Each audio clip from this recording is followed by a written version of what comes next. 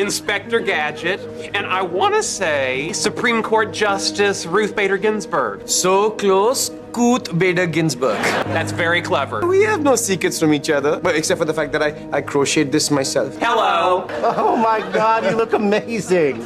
In a defendant's guilt or innocence in a criminal matter, they could only reverse or revamp a jury's conviction based on a constitutional or statutory issue. His statement was factually correct. You don't have a spot. Maybe he's cranky because he's off his bathroom schedule. Interesting fact. Irritable comes from the Latin, susceptible to anger. You are being so annoying. Stop it. Sheldon, he's being you. He's dressed as you for Halloween. You're laughing at me, but I'm not laughing.